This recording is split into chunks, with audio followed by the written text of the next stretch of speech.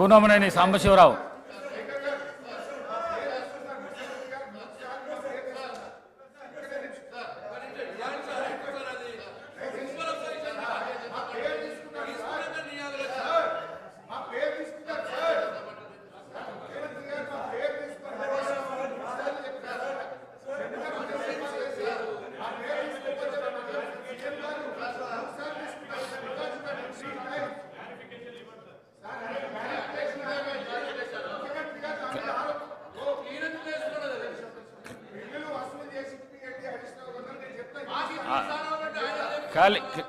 Clarification ఇస్తంటేనే mic తీసుకోండి.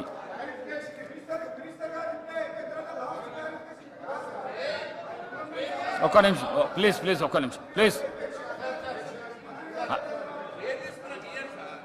హరీష్ రావు గారు clarification ప్రసంగాలు ఇస్తే ధన్యవాదాలు. కట్ చేసేస్తా. స్పీకర్ సార్, మైక్ ఇచ్చినందుకు ముందుగా మీకు ధన్యవాదాలు. దయచేసి కట్ చేయకండి, నేను అంశంలోకి పోను.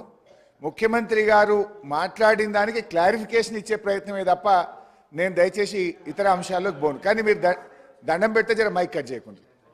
అధ్యక్ష, ఇప్పుడు గౌరవనీయులు ముఖ్యమంత్రి గారు సిద్దిపేట, గజ్వేల్, ఓల్డ్ సిటీ మీద ప్రజల మీద తన అక్కసును వెలగుచ్చే ప్రయత్నం చేసినారు.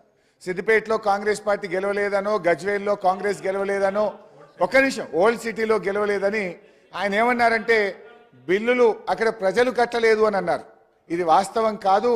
అక్కడేదన్నా ఒక లిఫ్ట్ ఇరిగేషన్ ప్రాజెక్టుదో ఒక ఇండస్ట్రియలిస్ట్ ఎవరైనా కట్టకపోతే ఇవాళ మీరు ప్రభుత్వంలో ఉన్నారు కనుక మీరు ఆ బిల్లులు వసూలు చేయండి తప్ప మొత్తం ఆ నియోజకవర్గ ప్రజల్ని బదనాం చేసే విధంగా మాట్లాడడం సబబు కాదు అని మీ ద్వారా విజ్ఞప్తి చేస్తున్న అధ్యక్ష.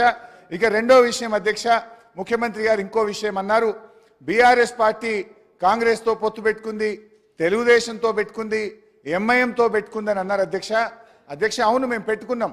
నిజంగా టీఆర్ఎస్ పార్టీ ఆ రోజు 2004లో కాంగ్రెస్ పార్టీతో పొత్తు పెట్టుకొని మీరు తెలంగాణ ఇస్తామని కామన్ మినిమం ప్రోగ్రాంలో పెట్టి రాష్ట్రపతి నోట చెప్పి మీరు మోసం చేసిండు కనుకనే మిమ్మల్ని వదిలిపెట్టి ఆ రోజు తెలుగుదేశం పార్టీతో పొత్తు పెట్టుకున్నాం అధ్యక్ష. అయితే ఇవాళ మేము తెలుగుదేశంతో పెట్టుకున్నా, కాంగ్రెస్తో పెట్టుకున్నా, ఎవరితో పెట్టుకున్నా మొత్తం ఈ రాష్ట్ర దేశ రాజకీయ వ్యవస్థను ఒప్పించి మెప్పించి తెలంగాణ సాధనలో భాగంగా చేసినాం. ఇవాళ మేము సక్సెస్ అయినాం. మా ప్రయత్నం వల్లనే ఇవాళ తెలంగాణ వచ్చింది. లేకపోతే ఆ రోజు తెలుగుదేశం తెలంగాణకు జై తెలంగాణ అంటేనే పెట్టుకుంటామన్నాం.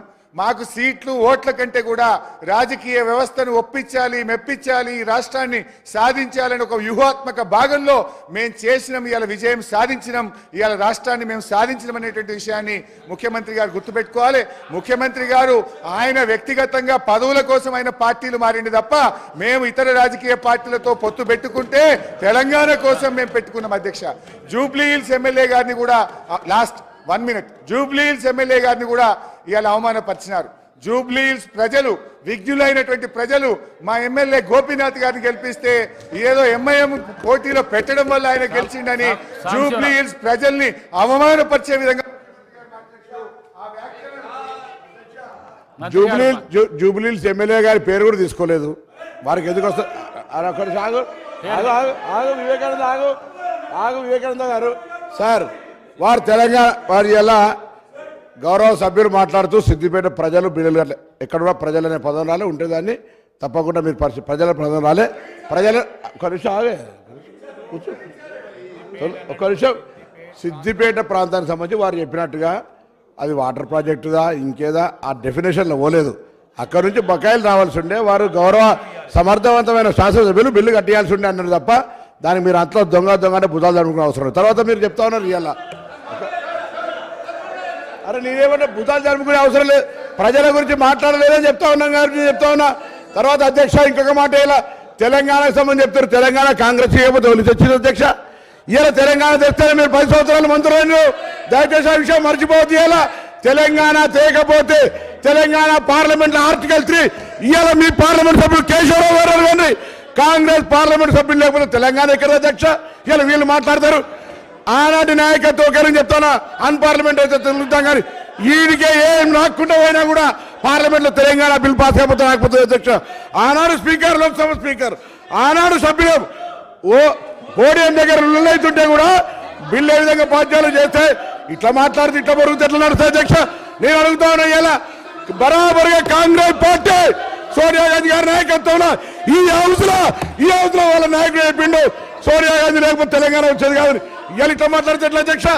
ఆనాడు ఉండే పరిస్థితి వల్ల మేము మళ్ళీ చెప్తున్నాం, మా రాజగోపాల్ రెడ్డి గారు, మా డాక్టర్ వివేక్ గారు, మేము ఆయన వాళ్ళ ఎంపీ కేశవరావు గారు, ఇలా శాసన మండలి చైర్మన్ సుఖాంజరెడ్డి గారు అనగానే పార్లమెంట్ సభ్యులం లేకపోతే ఎక్కడిది తెలంగాణ అధ్యక్ష?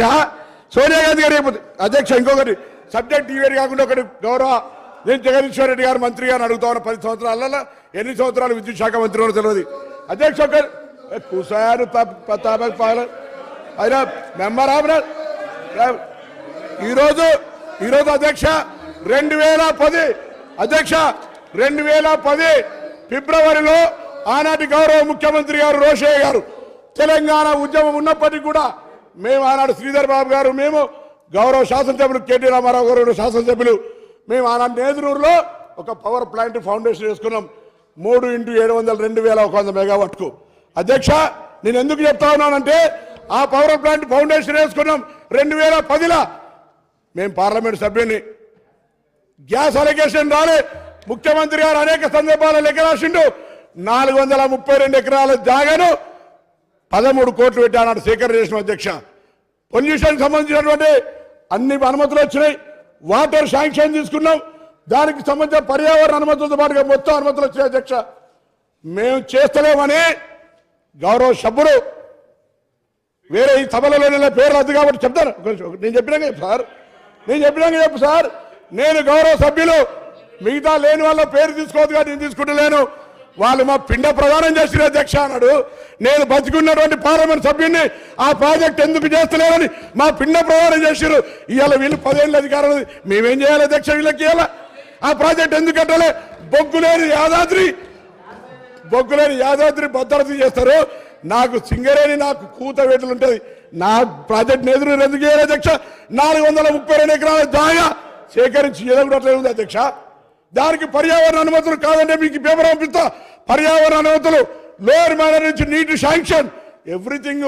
పబ్లిక్ హియరింగ్ కూడా అయింది అధ్యక్ష. పబ్లిక్ అరే రన్నింగ్ కామెంటరీ మంత్రివి, గౌరవనీయుడివి, నువ్వు ఇట్లా రన్నింగ్ కామెంటరీ చేస్తే మీరు? నేను అడుగుతా ఉన్న సభాధ్యక్ష, ఇది మర్యాద కాదు. నేను అడుగుతా ఉన్నా, అక్కడ బిడ్డగా నా పిండ ప్రయాణం చేసిరు, ఇవాళ బతుకున్నాను పిండ ప్రయాణం చేస్తాం. వీళ్ళు వాళ్ళని ఏం చేయాలి అధ్యక్ష? వాళ్ళకి బాధ్యత లేదా అని అడుగుతా ఉన్నా. 10 ఏళ్ళలో వీళ్ళు తెలంగాణలో మేము పొడిచినాం, మేము తెచ్చినాం, మేము బంగారు తెలంగాణ ఇచ్చాం. ఏం చేసిన అధ్యక్ష 10 ఏళ్ళలో ఎందుకు చేయలేదు? అదే కరీంనగర్ జిల్లా ప్రజలకు ఆనాడు నాకంటే ముందు పార్లమెంట్ సభ్యులు గౌరవ చంద్రశేఖరరావు గారు తెలంగాణ ఉద్యమాన్ని, తెలంగాణ నినాదాన్ని కాపాడుకోవడానికి ఉప ఎన్నికల్లో మళ్ళీ గెలిపిస్తే నా చర్మం వెలిచి చెప్పులు కుట్టిస్తాను. ఈ ప్రాజెక్టు ఏవా అధికారంలోకి వచ్చినాక నీ బాధ్యత లేదా? నా పిండ ప్రదానం చేసిన దాంట్లో ఈ శాసనసభ్యులు ఉన్నారే, ఇలా మీ బాధ్యత లేదా? ఇలా మీరు మాట్లాడుతాను అధ్యక్ష. నా ప్రాజెక్టుకి సంబంధించి ఎందుకు చేయలేదో కూడా జవాబు చెప్పాల్సిన అవసరం నా జిల్లా ప్రజలకు వీళ్ళకు ఉందని మనం చెప్తాను.